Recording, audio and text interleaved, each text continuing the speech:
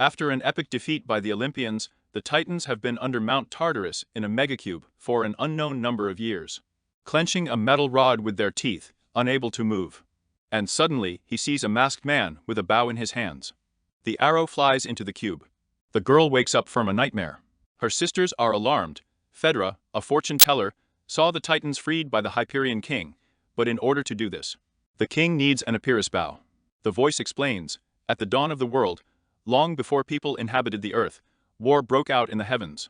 The higher beings started killing each other. Then the bow, created by the hands of Ars, a weapon of unimaginable power, was lost.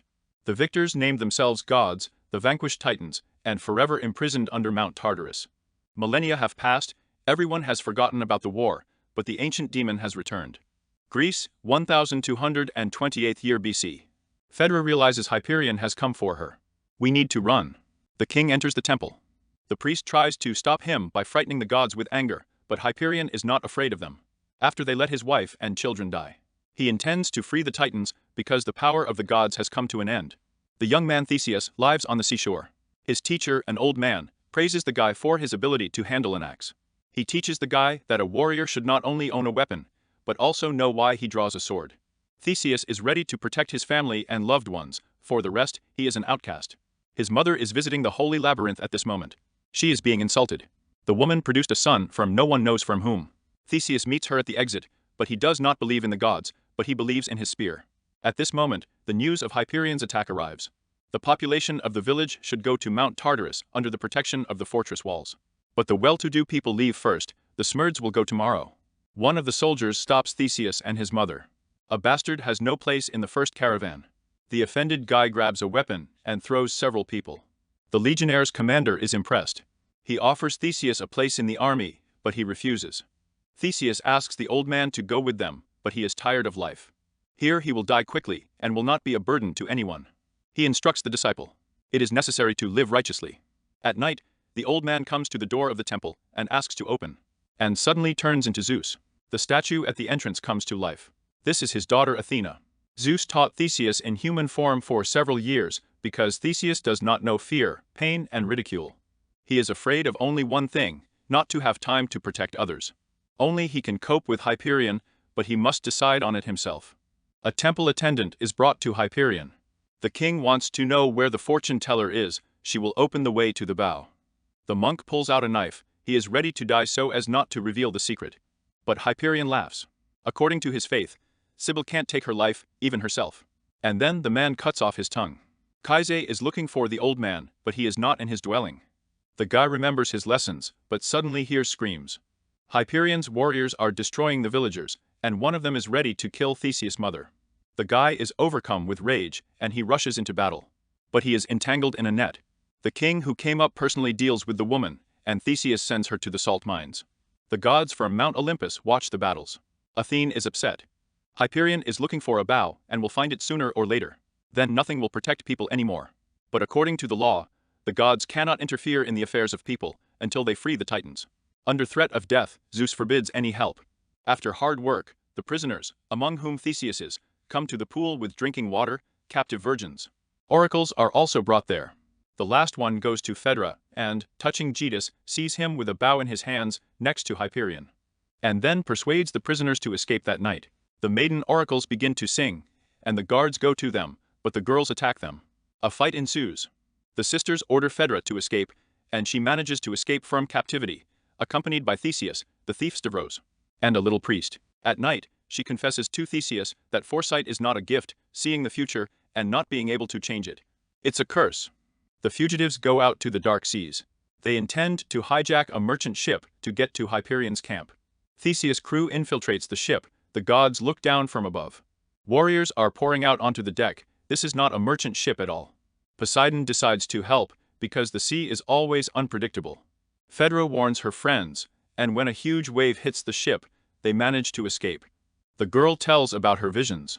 She saw a body wrapped in a shroud, and Theseus with the Epirus bow in his hands. But in the vision, he was Hyperion's servant. Theseus is outraged. The king killed his mother. The oracle understands it is necessary to perform a burial.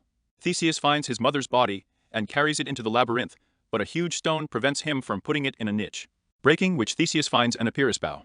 At the same moment, he is attacked by a minotaur. With great difficulty, the hero manages to defeat the monster. Theseus' friends are attacked by barbarians. Seeing this, he shoots arrows from a magic bow and wins an instant victory. Phaedra spends the night with Theseus to lose the gift of prophecy. Hyperion approaches Mount Tartarus. In front of him is a huge wall, behind which the Hellenes are hiding. The marble gates weigh more than 12 tons, it is impossible to break through them. Theseus' team reaches the former Hyperion camp. The priest hears the groans and rushes inside. The screams come from a huge metal bull standing over the fire. Men break it. Phaedra is inconsolable, her sisters were inside. The monk rushes down in a rage. The enemies are still here. Theseus runs after him, but gets hit and drops the bow, which Hyperion's dog picks up and takes away to the owner. Theseus is preparing for death, but suddenly Ars falls from above and destroys the enemies. Athena gives horses that will take the heroes to Tartarus, but an angry Zeus immediately appears and kills his son, who dared to disobey.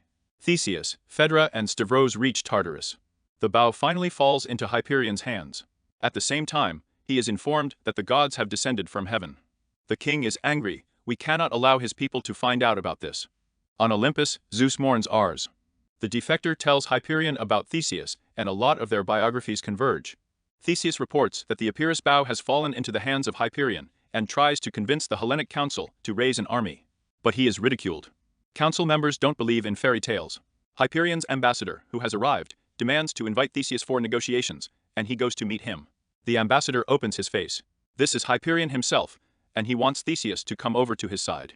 The man refuses, the king promises to release the Titans. Theseus demands to close the gates and prepare for defense. A man in thought.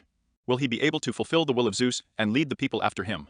In front of the gates of the city, a 1,000-strong army of Hyperion is being built. The defenders are waiting for them outside the gate. Hyperion shoots a bow and smashes the gate. The defenders run, but Theseus stops them. He gives a speech in which he reminds them that if they run away, they will betray their souls and their loved ones. Opponents are the same people, which means they can be defeated. The defenders of the city return to the corridor leading to the gate. Hyperion's army is also part of them. A battle breaks out. King Hyperion enters the city and rushes to the cave where the Titans are imprisoned. Theseus understands this and goes there too. And here is a cave, the arches of which are supported by huge stone statues of Titans. Theseus sees Hyperion and runs to him. In a megacube, clutching a metal rod with their teeth, unable to move, the Titans stand. And suddenly see a masked man with a bow in his hands. The arrow flies into the cube, and a horde of evil creatures breaks free. Titans. Theseus, who has regained consciousness, hears the screams of the wounded Stavros, in whose hands there is a magic bow. He shoots at enemies, but they are much faster than him and quickly destroy the man. And at this moment, the gods descend from the sky, it's their time to fight for people. Zeus orders Theseus to find Hyperion and engages in a fight. Theseus finds the king, and a battle begins between them.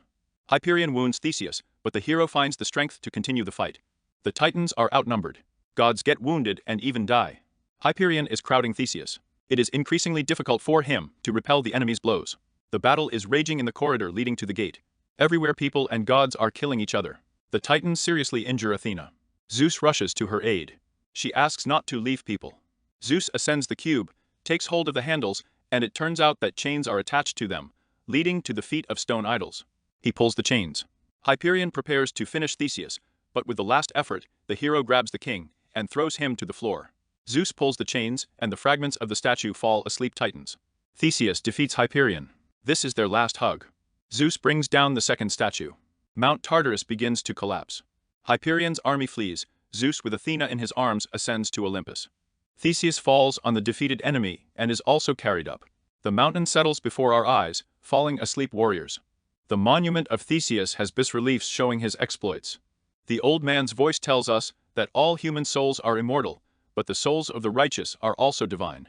Theseus did not believe in the gods, but by saving humanity, he earned a place among them. The boy examines the bas-reliefs. The old man continues, for bravery, the gods gave Theseus a son Acamas. Phaedra comes out of the temple gate. The boy touches the statue, and suddenly a vision of battle visits him. The old man calms him down, there is no need to be afraid of visions, and asks his name. The boy's name is Camas. The old man knew his brave father, but soon his time will come to fight evil. And his father will be there, fighting for his future. Phaedra calls her son. The boy looks at the statue and sees a great battle in the sky. Friends, thanks for watching.